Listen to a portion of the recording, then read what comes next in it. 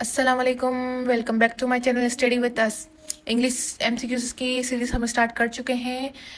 Part 3 upload हो चुके हैं, पार्ट 4 अपलोड होने जा रहा है। So let's go. Our first MCQs is, इससे पहले अगर किसी ने चैनल को सब्सक्राइब नहीं किया तो subscribe my channel and show some love. The antonym of fickle.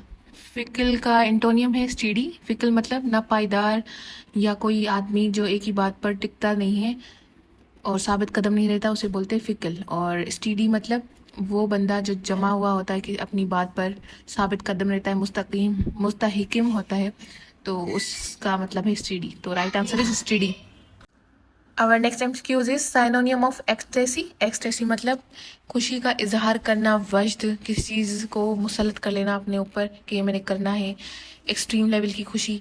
तो द राइट आंसर इज एक्सल्यूटेशन। ठीक है, एक्सल्यूटेशन मीन खुशी का इजहार करना, बहुत ही एक्सट्रीम हैप्पीनेस। अच्छा, तो ये हमारे पास एक टेंस आया है, by next July I days in this office for 10 years. यहाँ 10 ईयर्स का पीरियड बताया गया है, तो हमें पता है कि ये कौन सा सेंटेंस है, shall have been and will have been. ये टेंस हमारे पास फ्यूचर परफेक्ट कंटिन्यूस का है, तो इसका राइट आंसर है by next July I shall have been working in this office for 10 years. ठीक है। अच्छा, ये भी हमारे पास एमसीक्यूज है टेंसेस का।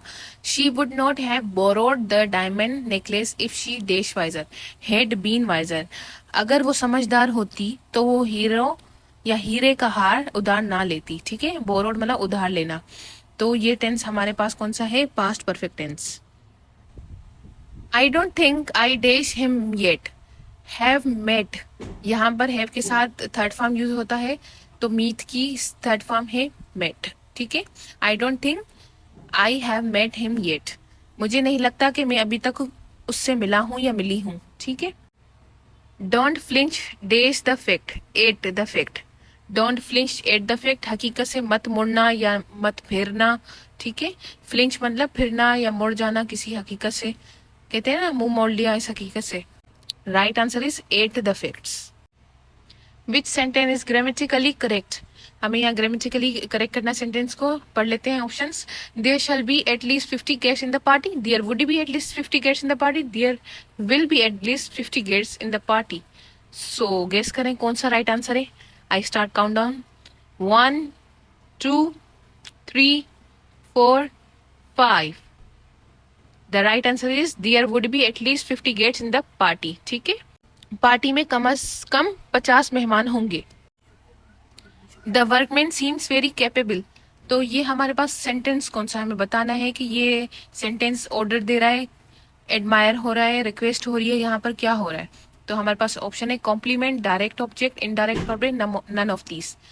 तो यहाँ पर राइट आंसर है कॉम्प्लीमेंट। ये कॉम्प्लीमेंट कोई दे रहा है कि काम करने वाला बहुत ही काबिल लगता है। ठीक है, सीम्स मतलब लगना, ये एक यूज है, यूजेस होते हैं ना, यूज है सीम्स। हमारे पास नेक्स्ट क्वेश्चन है, the tourist asked the guide the वे।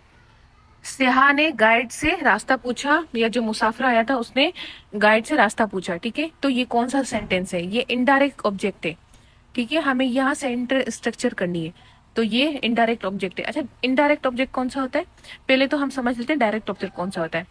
आई, जैसे मैं सेंटेंस में बताती हूँ, आई रोट अ लेटर, तो एक सिंपल सेंटेंस में क्या होता है, सब्जेक्ट होता है, वर्ब और ऑब्जेक्ट होता है। ठीक है, ये जिसमें एक ऑब्जेक्ट हो वो क्या होता है, डायरेक्ट होता है। ठीक है, अगर जिसमें दो ऑब्जेक्ट हो, जैसे I wrote a letter to her, letter object है और हर भी एक ऑब्जेक्ट है। ठीक है, मतलब एक जो ऑब्जेक्ट है प्री पोजिशन के बाद फिर से एक ऑब्जेक्ट आ जाए तो वो क्या कहलाता है, इनडायरेक्ट ऑब्जेक्ट सेंटेंस कहलाते हैं। ठीक है, जो हमारे पास सेकंड ऑब्जेक्ट होगा वो ऑब्जेक्ट प्रोनाउन होगा, उसमें हिम, हर, देम, अस इस तरह से लगेंगे, मी, देम, ये हमारे पास प्रोनाउन की शक्ल में आएंगे। ठीक है, तो वो कौन से सेंटेंस होते हैं, इनडायरेक्ट सेंटेंस होते हैं। ठीक है, इनडायरेक्ट वो होते हैं जिसमें दो लगते हैं ऑब्जेक्ट, और डायरेक्ट सेंटेंस कौन सा होता है जिसमें एक ऑब्जेक्ट लगता है। ठीक है, हमारे पास नेक्स्ट क्वेश्चन है सेंटेंस स्ट्रक्चर पर। ठीक है, ये भी एक सेंटेंस स्ट्रक्चर का सवाल है। He entered the room and set in a chair, वो कमरे में दाखिल हुआ और कुर्सी पर बैठ गया। ठीक है, ये सेंटेंस कौन सा है, कंपाउंड सेंटेंस है। ठीक है, हमारे पास 3 टाइप्स ऑफ सेंटेंसेस होते हैं, सिंपल, कंपाउंड और कॉम्प्लेक्स, ठीक है। सिंपल कौन से होते हैं, जिसमें एक आइडिया हो, ठीक है, कि भाई वो खाना खा रही है। कंपाउंड सेंटेंस में क्या होगा कि दो आइडिया होंगे, पर उसको मिलाएगा कौन, कंजक्शन मिलाएगा, ठीक है। जैसे इधर है ही एंटर्ड द रूम, वो दाखिल हुआ, एंड, एंड क्या है, कंजक्शन। कौन सा कंजक्शन यूज हुआ है, कोऑर्डिनेटिंग कंजक्शन यूज हुआ है, ठीक है, जो राब्ता काम कर रहा है इन दोनों सेंटेंस के दरमियान, कि वो कमरे में दाखिल हुआ और सेट इन अ चेयर, और कुर्सी पर बैठ गया, ठीक है। तो ये दोनों क्लॉज जो बने हैं, ये कौन से क्लॉज हैं, इंडिपेंडेंट क्लॉज हैं, ठीक है।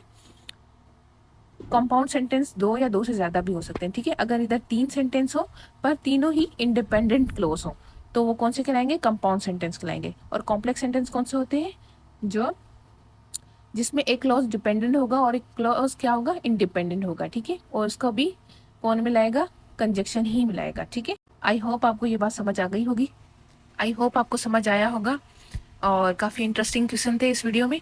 सो आज के लिए इतना ही। If you like my videos, do subscribe my channel and hit the bell icon, and thank you so much for watching.